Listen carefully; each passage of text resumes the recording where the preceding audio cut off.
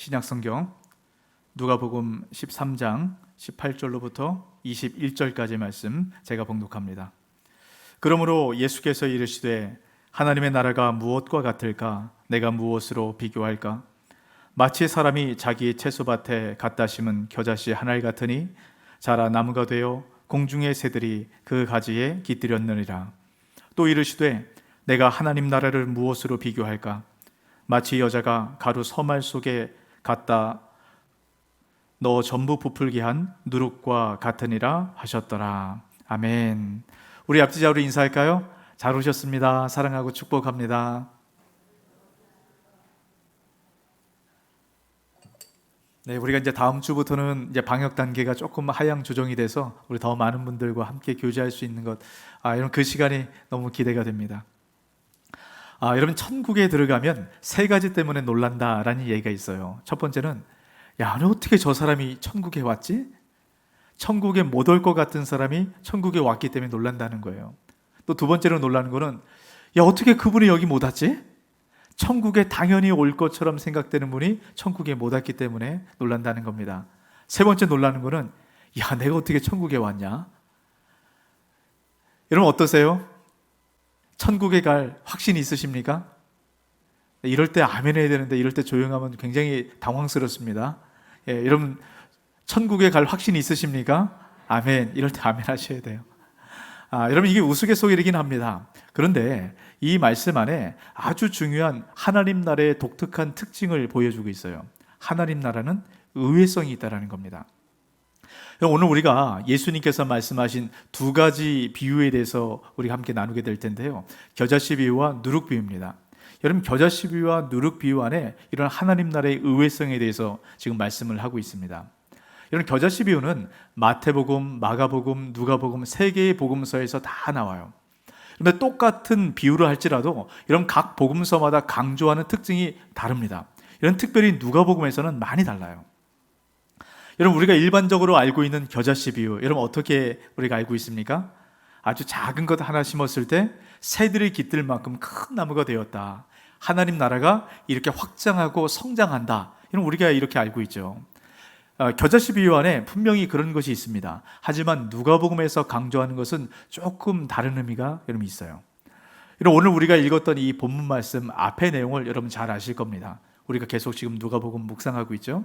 여러분 앞의 내용 혹시 기억하시죠? 예수님께서 마지막 재림 때, 이 종말의 때의 특징이 어떤 것인가 여러 가지로 이야기를 하셨습니다. 그리고 이렇게 말씀하셨죠. 깨어 준비하라. 여러분 종말의 때의 가장 중요한 특징이 뭔가요? 언제 종말의 때가 이를지 모른다는 겁니다. 부지불식간에 종말의 때가 임한다는 거예요.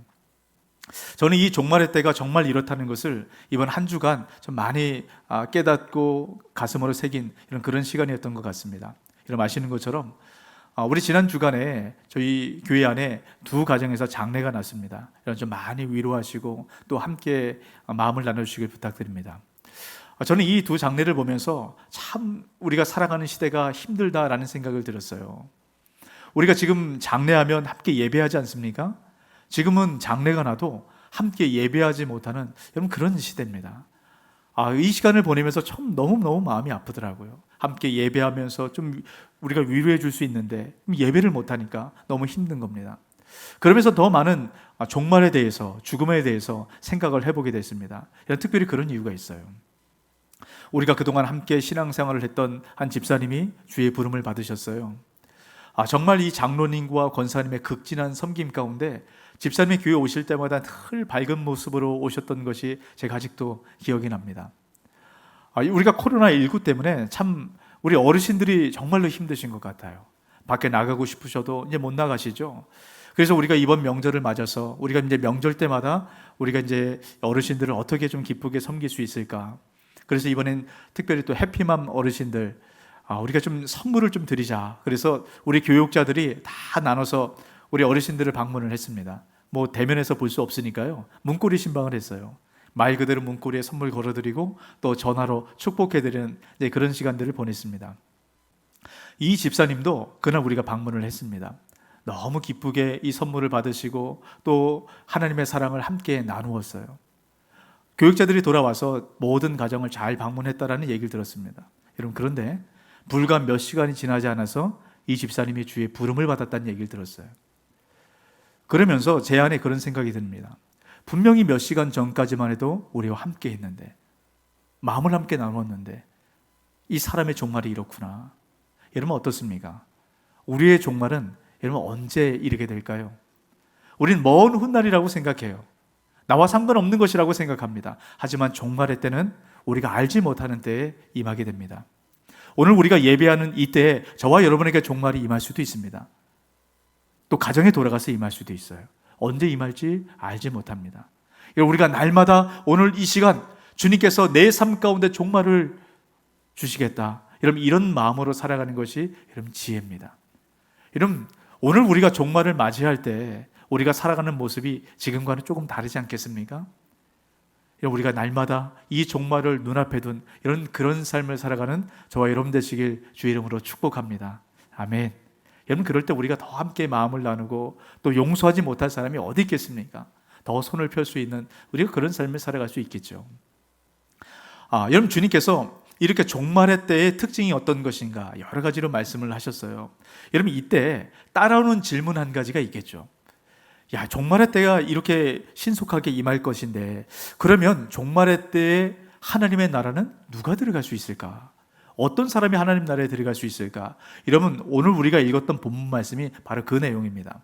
누가복음 13장 10절부터 17장까지 내용이 바로 그런 주제로 이야기를 하는 거예요. 누가 하나님 나라에 합당한가? 여러분, 누가 하나님 나라에 합당할까요? 제가 이 말씀을 드릴 때 여러분 머리 가운데 여러 가지 생각이 들 겁니다. 이런 사람이 하나님 나라에 합당하겠지. 여러분, 누가복음 14장 말씀 가운데 보면 하나님께서 하나님의 나라를 한 잔치에 비유를 하십니다. 어떤 사람이 잔치를 베풀었어요.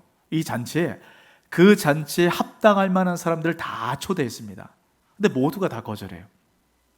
어떤 사람은 밭을 사서 안 된다는 겁니다. 어떤 사람은 소를 사서 안 되고요. 어떤 사람은 결혼했기 때문에 안 된다는 거예요. 모두가 다 거절합니다. 결국 그 잔치 자리에 여러분 누가 들어가는 줄 아십니까? 누가복음 14장 21절입니다.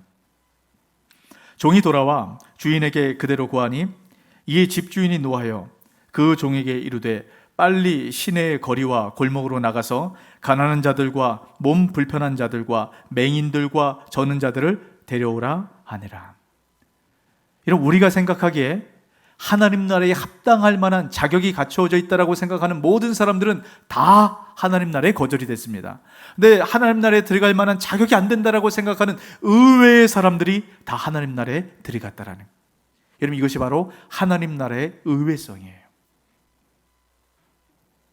오늘 우리가 읽은 본문 말씀이 바로 그 얘기를 하는 겁니다. 하나님 나라에 누가 합당한가, 그 하나님 나라의 의외성의 서론에 해당되는 부분이 오늘 말씀이에요. 여러분, 이런 맥락을 갖고 오늘 말씀을 여러분 잘 이해를 하셔야 됩니다. 여러분, 주님께서 말씀하시죠. 누가 하나님 나라에 합당할 것인가, 어떤 사람이 하나님 나라에 합당할 것인가. 여러분, 이것을 하나님 나라가 어떤 것인가 이런 비유를 통해서 말씀을 하시죠. 여러분, 19절입니다.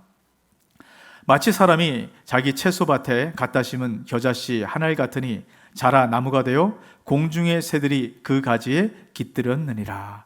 여러분, 하나님 나라를 겨자씨의 비유에서 이야기를 하십니다. 여러분, 이 겨자씨의 비유, 여러분 선뜻 이해가 되세요?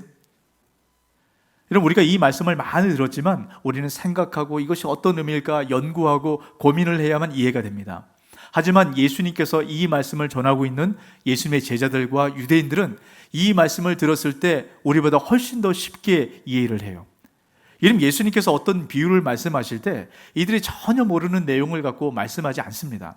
이들이 충분히 이해하고 알고 있는 말씀을 갖고 예수님께서 비유를 통해서 말씀을 하는 거예요. 이 겨자씨 비유도 마찬가지입니다. 여러분, 제가 한 말씀을 읽어드릴 텐데 여러분 잘 들어보시기 바랍니다. 에스겔 17장 22절에서 24절입니다. 여호와께서 이같이 말씀하시되 내가 백향목 꼭대기에서 높은 가지를 꺾어다가 심으리라.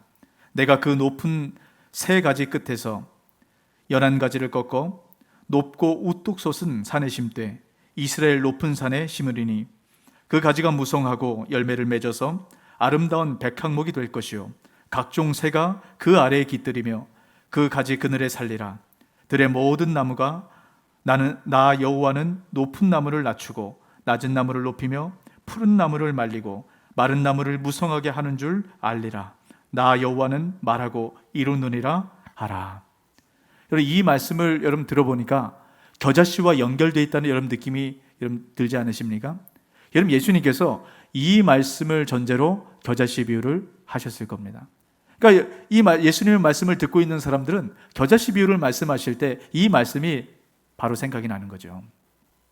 금방 읽어드린 이 에스겔 말씀은 하나님께서 이스라엘 백성들을 어떻게 회복하실 것인가, 이런 그 내용이에요. 이런 어떻게 회복하신다고 말씀합니까? 이런 백향목은 나무 중에 가장 좋은 나무가 백향목이에요.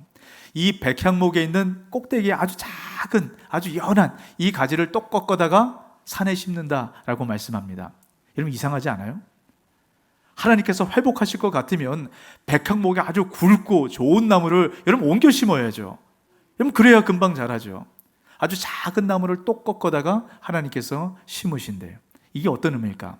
여러분, 에스겔 제가 읽어드렸던 뒷부분에 이런 말씀이 있습니다. 하나님께서는 높은 나무를 낮추시고 낮은 나무를 높이신다라고 말씀합니다. 푸른 나무를 말리시고 마른 나무를 무성하게 하신다라고 말씀하고 있어요. 여러분, 이것이 바로 하나님 나라의 의외성이고 하나님 나라의 역설을 이야기합니다. 여러분, 하나님께서 행하시는 방법이 바로 이렇다라는 거예요. 뭔가 좋은 것을 갖고 하나님께서 이루시는 것이 아니라 약한 것을 갖고 강하게 만드시는 것, 여러분, 이것이 하나님 행하시는 방법이라는 겁니다. 여러분, 예수님이 이것을 어떻게 사용하시는가 잘 보십시오. 여러분, 백향목 나무 가운데도 그 끝에 이 작은 가지, 여러분, 굉장히 볼품없고 약한 것을 의미하지 않습니까? 근데 예수님께서는 지금 이 백향목 연한 가지도 아니고요, 한 단계 더 나아갔어요. 겨자나무를 갖고 이야기를 하고 있습니다. 여러분, 겨자나무가 어떤 것입니까? 마태복음 13장에 보면 이 겨자나무를 뭐와 비교하냐면 풀과 비교해요. 여러분, 겨자나무는 나무라고 말할 수 없을 정도로 이런 풀과 비교될 정도로 아주 볼품없는 것이 이런 겨자나무입니다. 여러분, 겨자씨 비유가 바로 이것을 얘기합니다. 낮아진다라는 거예요. 볼품없는 자리로 들어간다라는 겁니다. 여러분, 예수님께서 이런 삶을 사셨습니다. 여러분, 예수님은 온전히 겨자씨와 같은 삶을 사셨어요. 여러분, 출생도 한번 생각해 보세요. 온 세상의 왕이신 예수님께서 가장 낮은, 누구도 그렇게 할 수 없는 이런 마구간 구유에서 태어나지 않으셨습니까? 여러분, 개선장군처럼 왕이신 예수님께서 말을 타고 들어가셔야 되는데, 예수님께서 예루살렘으로 들어가실 때 타신 것이 무엇입니까? 나귀 새끼, 아주 볼품없는 작은 것. 여러분, 우리가 겨자씨가 된다는 것은 예수님처럼 낮고 겸손하고 볼품없는, 여러분, 그런 자리로 내려갈 때 하나님께서 하나님 나라에 합당하다라고 말씀한다는 겁니다.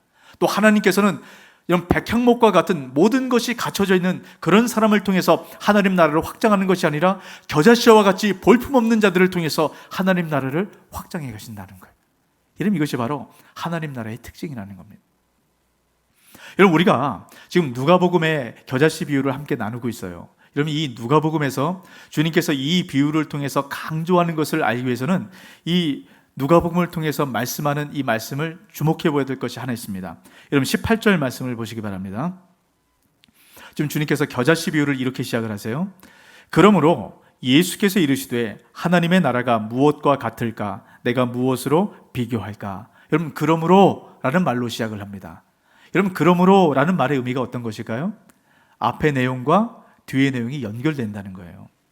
예수님께서 하나님 나라를 설명하시면서 겨자씨와 누룩 비유를 설명하신 이유는 앞에 있는 사건 때문에 주님께서 이 말씀을 지금 하고 계신다는 겁니다. 그럼 도대체 앞에가 어떤 내용이 있길래 주님께서 이 겨자씨와 누룩을 통해서 하나님 나라를 말씀하고 있을까? 자, 여러분, 앞의 내용을 보십시오. 누가복음 13장 10절 말씀부터 이 말씀이 시작이 되는데요, 예수께서 안식일에 한 회당에 들어가십니다. 말씀을 가르치고 계세요. 많은 사람이 예수님 앞에서 말씀을 들었겠죠. 그때 예수님의 눈에 한 여인이 들어옵니다. 이 여인은 허리가 꼬부라져 있었어요. 여러분, 11절 말씀에 보면 꼬부라져서 조금도 펴지 못했다라고 얘기합니다. 완전히 꼬부라진 겁니다. 몸이 접혀 있을 정도를. 그리고 이 여인은 18해 동안 병을 앓았다라고 얘기합니다. 그리고 이 병의 원인이 귀신이 들려서 병이 생겼다라고 얘기해요. 여러분, 한 여인을 왜 이렇게 자세히 설명할까? 여러분, 이것은 이 여인이 이 18해 동안에 얼마나 고통과 이 아픔 가운데 이 시간을 보내는 것을 여러분 잘 설명해주고 강조해주고 있는 겁니다. 주님께서 그 여인을 보시고 불쌍히 여기셨어요. 그리고 여인의 병을 고쳐주십니다. 여러분, 여인이 병이 났습니다. 여러분, 그러면 이 여인이 18년 동안 어떤 삶을 살았는지 아는 동네 사람, 함께 살아갔던 마을 사람들은 여러분 어떻게 해야 됩니까? 축하해줘야죠. 마음껏 축하해주고 기뻐해주고 함께 즐거워해야 됩니다. 여러분, 그런데 한 회당장이 등장합니다. 그 모습을 보고 이야기를 하는 거예요. 화를 냅니다. 지금이 6월절인데, 지금이 안식일인데 이 안식일 말고 내일 병을 고쳐도 되는데 왜 안식일 날 병을 고쳐서 이 안식일을 범하느냐, 율법을 범하느냐 라고 화를 내기 시작합니다. 여러분, 이 회당장의 말이 어떠세요? 맞는 말이죠. 18년 동안 병을 앓았으면 하루 못 참겠어요? 하루 참을 수도 있지 않겠습니까? 그럼 내일 고침을 받으면 되죠. 맞는 말입니다. 근데 주님께서 이 회당장에게 뭐라고 얘기하신 줄 아십니까? 외식하는 자요 라고 책망을 하십니다. 여러분, 왜 그럴까요? 맞는 말을 하셨는데. 이 회당장과 율법학자들은 마음 가운데 이런 긍휼이 없었어요. 여러분, 잘 생각해 보세요. 지금 똑같은 한 여인을 바라보고 있습니다. 회당장과 율법학자들은 18년 동안 이 여인의 삶을 보고 있었어요. 예수님이 이 여인을 처음 봅니다. 근데 똑같은 한 여인을 보았는데 이런 반응이 달라요. 태도가 다릅니다. 예수님은 이 여인을 긍휼히 여기시고 여인의 병을 고쳐주셨습니다. 근데 반면에 유대인들은 이 여인을 책망합니다. 어디서 이런 차이가 나오게 될까요? 회당장과 율법학자들은 자신들의 위치에서 이 여인을 바라보기 시작합니다. 하지만 예수님은 그 여인의 위치로 내려가셔서 이 여인을 바라보세요. 이런 똑같은 사람을 바라본다 할지라도 우리가 어떤 위치에서 바라보냐에 따라서 반응이 완전히 달라지는 겁니다. 여러분, 우리가 지난 교사 세미나가 참 많은 은혜가 되는 것 같아요. 교사들이 우리가 어떻게 살아가야 되는가 참 우리에게 중요한 지침을 줍니다. 우리 지난주 교사 세미나 이런 가장 중요한 핵심 주제가 뭡니까? 공감이에요, 공감. 이 공감이라는 것은 이 시대가 요구하는 겁니다. 우리가 여러분 공감하는 이 시대에 공감할 때 여러분 학생들이 반응을 한다는 것이죠. 여러분, 교사만 그렇습니까? 가정에서도 그렇고요, 일터에서도 그렇고요. 지금은 공감해야 돼요, 공감. 여러분, 공감이 어떤 뜻입니까? 공감은 그 사람의 입장으로 내려가서 그 사람의 아픔을 나의 아픔으로 여기는 것, 이것이 공감이라고 얘기를 하죠. 그래서 우리가 이 공감을 잘 훈련해야 된다라고 우리가 이야기를 합니다. 이런 공감을 훈련하기 위해서는 3가지 단어를 꼭 기억해라 라고 얘기를 하셨는데 혹시 기억하세요? 그래, 대박, 헐, 이 3 단어 기억나시죠? 여러분, 이거 좋은 것을 우리가 자꾸 훈련해야 됩니다. 저를 한번 따라해 보세요. 그래, 대박. 예, 좀 감정을 넣어서 대박, 헐. 네. 여러분, 이것을 가정에서 한번 적용해 보시기 바라요. 우리 성도님들과도요. 이럴 때 서로 공감이 일어난다는 거죠. 여러분, 이 공감이라는 것은 그 상대방의 입장으로 내려가셔서 그 마음을 바라보는 겁니다. 근데 여러분, 공감과 아주 비슷한 단어가 하나 있죠. 공감과 동정이에요. 여러분, 제가 이 말씀을 드린 이유는 성경에 보면 이 긍휼이란 말이 공감으로 바꿔서 우리가 사용할 수 있게 됩니다. 근데 우리가 흔히 착각을 해요. 이 공감과 동정을 여러분 같은 것으로 우리가 착각을 합니다. 여러분, 이것은 똑같이 불쌍히 여기는 것은 맞아요. 그런데 완전히 다릅니다. 어떻게 차이가 있는지 아세요? 공감이라는 것은 그 사람의 위치로 내려가서, 아니요, 더 밑으로 내려가서 그 사람을 바라보는 겁니다. 여러분, 동정은요, 내가 지금 있는 위치에서 그 사람을 내려다보는 거예요. 여러분, 내 위치에서 그 사람을 내려다보면 불쌍히 여길 수 있죠. 하지만 주님께서 우리에게 베푸르신 그 긍휼은 우리가 경험할 수 없습니다. 여러분, 주님께서 우리를 긍휼히 여기셨기 때문에, 다시 말하면 우리의 눈높이를 낮추셔서 우리 인간이 되셨기 때문에 우리가 구원받을 수 있는 것 아니겠습니까? 여러분, 조금 전에 우리 노동수 테너가 불렀던 그 요게벳의 노래, 저는 그 노래를 들으면서 야, 주님께서 우리를 이렇게 보셨겠지 하는 그 그림이 그려지면서 너무 감동이 됐어요. 여러분, 그 요게벳이 그 모세를 바라보면서 눈을 맞춘다라는 표현이 나오지 않습니까? 여러분, 주님께서 우리에게 내려오셔서 지금 눈높이를 맞추고 계십니다. 우리 눈을 맞추고 계세요. 여러분, 누굴 통해서요? 예수님을 통해서요. 이런 그 은혜를 통해서, 그 낮아짐을 통해서 우리가 구원을 받았습니다. 우리가 겨자씨가 된다는 것은 바로 이런 것입니다. 낮아지는 거예요. 겸손의 자리로 내려가는 겁니다. 눈높이를 맞추는 거예요. 내 위치에서 눈높이를 맞추는 것이 아니고 그 사람의, 고통당하고 아파하는 그 사람의 위치에 가서 눈높이를 맞추는 겁니다. 여러분, 그럴 때 변화가 나타나는 겁니다. 여러분, 겨자씨 비유의 결과가 뭡니까? 낮아져서 눈높이를 맞추고 마음을 함께 했을 때 여러분, 큰 나무가 되어서 새들이 쉼을 누릴 수 있는, 여러분, 그렇게 바뀐다라고 얘기하지 않습니까? 여러분, 주님께서 우리를 그렇게 사용하길 원하시는 겁니다. 저는 간절히 소원만 하기로 우리 성덕중앙교회 한 분 한 분들이 겨자씨가 되시길 주의 이름으로 축복합니다. 여러분, 우리가 겨자씨가 될 때 우리 교회 안에 서로 눈높이를 맞출 때 여러분, 그 상한 심령들이 위로되지 않겠습니까? 여러분, 이 은혜가 우리 가정 가운데 흘러가고 우리가 살아가는 모든 삶의 터전 가운데 겨자씨와 같은 그 풍성한 은혜가 바로 저와 여러분을 통해서 흘러가게 되시길 주의 이름으로 축복합니다. 저는 우리 성덕중앙교회를 통해서 하나님께서 그렇게 행하실 일이 기대가 됩니다. 우리 교회를 통해서 우리 주변 지역을 바꾸실 거예요. 근데 여러분, 우리가 한 가지 더 생각해 볼 게 있습니다. 주님께서 이 겨자씨 비유를 이어서 누룩 비유를 말씀하십니다. 이 누룩 비유를 통해서 여러분, 조금 다른 주님께서 말씀하시는 것이 한 가지가 있어요. 여러분, 예수님의 시각과 율법학자들의 시각이 완전히 달랐습니다. 똑같은 것을 보았는데 달랐어요. 그 근본적인 여러분 이유가 무엇인지 아십니까? 그걸 누룩 비유를 통해서 분명하게 말씀을 하고 있는 겁니다. 여러분, 생각해 보세요. 성경을 보면 이 누룩이라는 표현은 다 부정적인 것으로 사용이 돼요. 한 군데도 누룩을 긍정적으로 사용한 것이 없습니다. 바로 여기 말고요. 여러분, 출애굽기 12장 15절입니다. 너희는 이레 동안 무교병을 먹을지니 그 첫날에 누룩을 너희 집에서 제하라. 무릇 첫날부터 일곱째 날까지 유교병을 먹는 자는 이스라엘에서 끊어지리라. 여러분, 이스라엘 백성들은 6월절이 되면 집안에 있던 모든 누룩을 다 하나도 남김없이 찾아내서 밖으로 내버려야 됩니다. 이런 누룩이 바로 그런 거예요. 부정한 것입니다. 우리와 함께 머물러서는 안 되는 거예요. 여러분, 예수님께서도 바리새인들의 외식을 누룩과 같다라는 표현으로 이야기를 하셨습니다. 그러니까 누룩이라는 건 부정적인 거예요.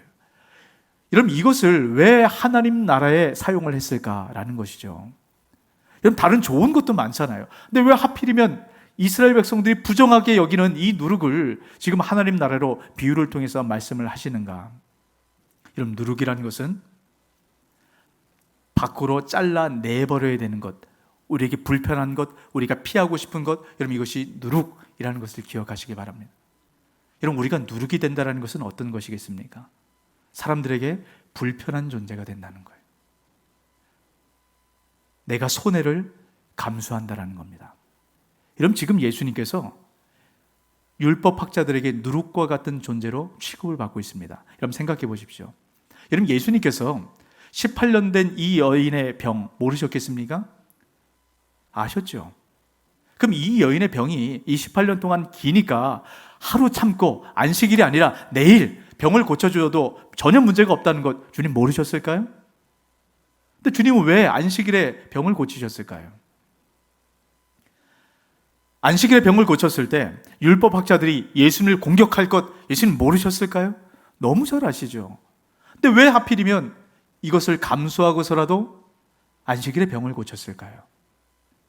여러분, 이것을 이해하는 중요한 말씀이 있습니다. 16절입니다. 같이 한번 읽을까요? 그러면 18해 동안 사탄에게 매임받은 이 아브라함의 딸을 안식일에 이 매임에서 푸는 것이 합당하지 아니하냐. 주님께서 이 여인을 지금 뭐라고 말씀하십니까? 아브라함의 딸이라고 표현하고 계세요. 여러분, 이것이 어떤 표현입니까? 이 여인을 하나님 나라의 가족 구성원으로 그렇게 보고 계신 겁니다. 여러분, 율법학자들은요, 율법의 잣대를 놓고 판단하는 겁니다. 이 여인은 부정한 여인, 이 여인과 함께하는 건 옳지 않아. 이 여인을 가족으로 보고 있지 않습니다. 율법의 잣대에 놓고 내게 잘라 내버려 될 사람으로 그렇게 보고 있는 거예요. 여러분, 율법학자들과 예수님의 관점이 다를 수밖에 없는 이유가 바로 여기 있습니다. 예수님이 이 여인을 가족으로 보고 계시는 거예요. 여러분, 가족이라는 것은 옳고 그름으로 판단하는 것이 아니죠. 여러분, 가족이라는 것은 나에게 유익한가 유익하지 않은가 이것으로 판단하는 것이 아닙니다. 가족은 내가 손해를 볼지라도 내가 책임지는 사람, 이 사람이 가족입니다. 이런 만약에 주님께서 옳고 그름으로 우리를 평가하시고 판단하셨다면 이런 누가 하나님 나라에 들어갈 수 있을까요? 여러분 자신하십니까? 저는 자신하지 못하겠어요. 주님께 유익한 사람인가 유익하지 않은 사람인가 이것으로 우리를 하나님 나라에 들어가는 자로 판단하신다면 저는 자신할 수 없어요. 여러분은 어떠십니까? 주님께서 우리에게 은혜를 주신 것 아니겠어요? 자격 없는 그런 자를 주님께서 가족으로 불러주신 것 아니겠습니까? 주님께서 누룩이 되신 겁니다. 이런 누룩이 된다는 것은 우리가 손해를 감수하는 겁니다. 내가 피해를 보는 거예요. 그럼에도 불구하고 우리가 이 가족됨을 실행하기 시작할 때 이런 주님께서 어떤 은혜를 이런 베푸십니까? 이런 누룩의 결과가 뭡니까? 여러분, 누룩을 통해서 이 가루가 반죽으로 바뀌어지게 돼요. 여러분, 가루가 반죽이 됐다는 것은 성질 자체가 완전히 바뀌었다는 겁니다.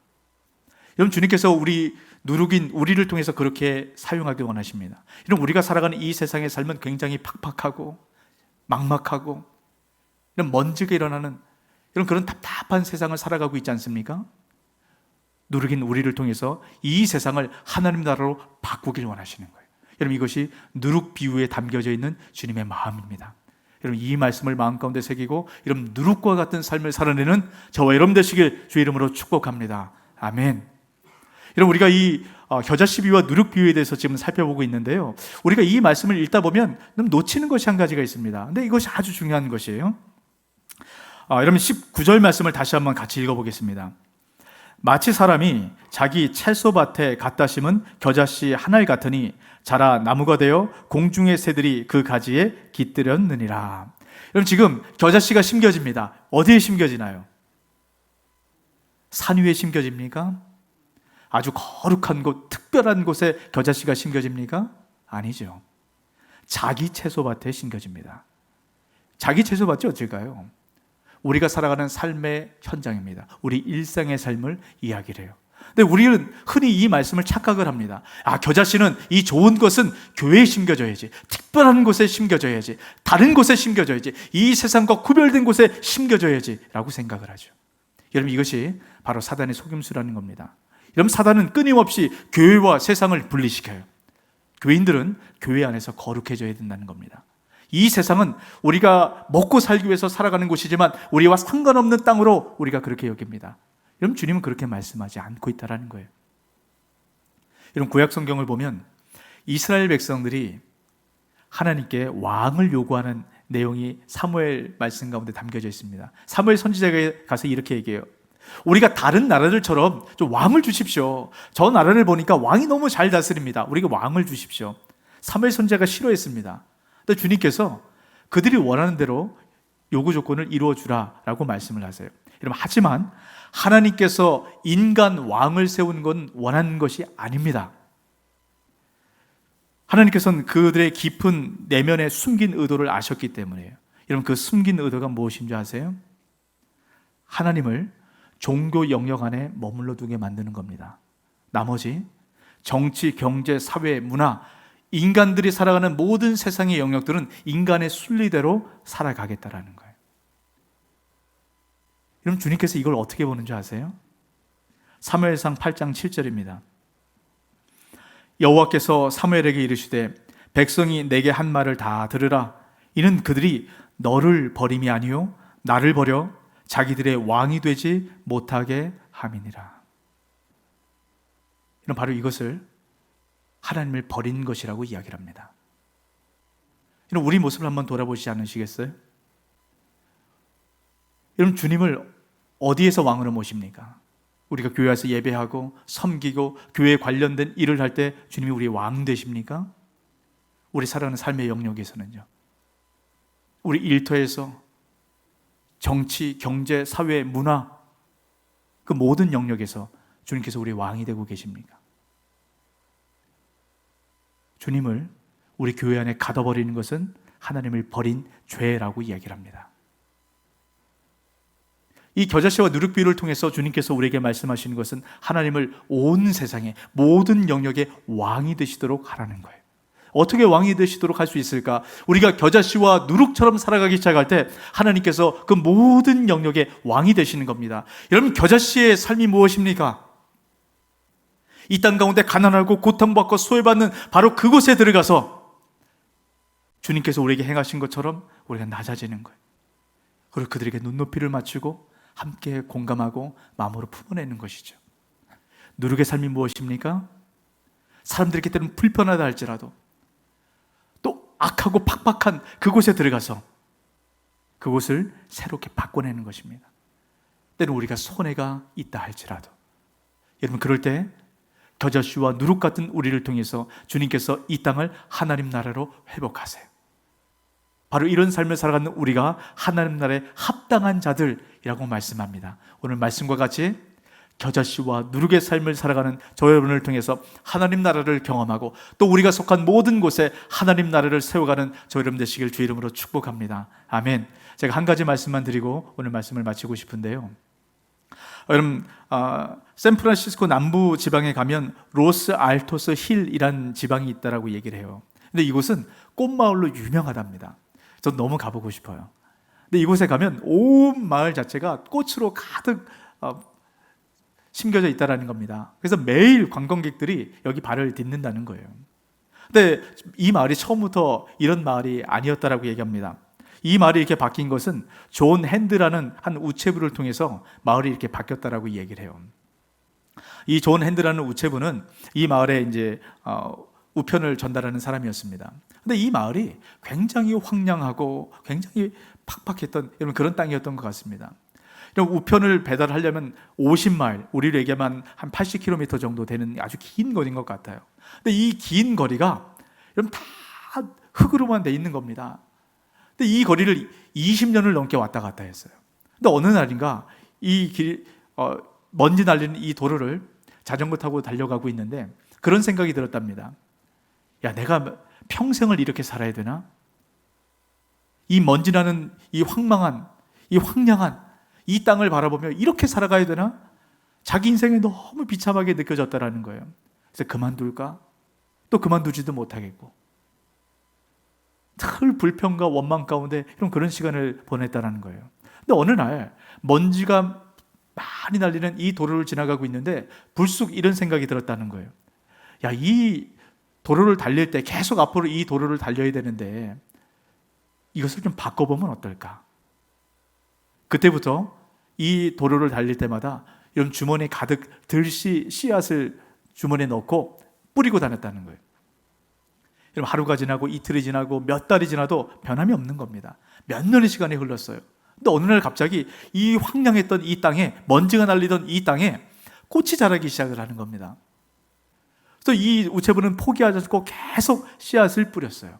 여러분, 그럴 때 정말로 지나가기 싫고 포기하고 싶고 정말로 재미없는 여러분 이 길이 여행과 같은 길로 바뀌었다는 겁니다. 이 꽃길을 걸어가니까요 너무 아름답고 너무 좋은 것이죠. 이 모습을 본 마을 사람들이 다 나와서 이때부터 자기 마당 앞에 꽃씨를 뿌리기 시작했다는 거예요. 그래서 이 마을 전체가 이런 꽃향기로 가득한 그런 마을로 바뀌었다는 겁니다. 여러분, 어떤 인생을 살아가고 계십니까? 광야 같으세요? 모든 것이 메말라서 이런 먼지가 납니까? 어떤 풀 한 폭이 자라날 수 없는 모든 희망이 끊어진 것 같은 그런 삶을 살고 계십니까? 왜 하나님께서 나를 이곳에 보내셨을까? 원망하는 마음이 생기십니까? 여러분, 겨자씨를 심어보시기 바랍니다. 주님께서 우리를 그곳에 보낸 이유가 있어요. 우리가 겨자씨가 될 때, 누룩과 같은 삶을 살아가기 시작할 때 주님께서 그곳을 아름다운 향기나는 곳으로 바꿔가는, 다시 말하면 하나님 나라의 그 풍성함을 누릴 수 있도록 주님께서 우리를 사용하실 것입니다. 여러분 인생 가운데, 가정 가운데, 또 거하는 모든 것 가운데 하나님께서 그렇게 사용하실 것이에요. 여러분 지금 당장은 뭐가 안 보일 수 있습니다. 멈추지 마세요. 포기하지 마십시오. 반드시 그날은 옵니다. 여러분 오늘도 여러분 삶의 그 모든 현장에서 겨자씨와 누룩과 같은 삶을 살아가기 시작할 때 하나님께서 허락하신 그 풍성함의 은혜를 맛보아 누리는 저와 여러분 되시길 주의 이름으로 축복합니다. 아멘. 이 말씀을 기억하시고 우리가 함께 찬양하고 기도하고 싶은데요.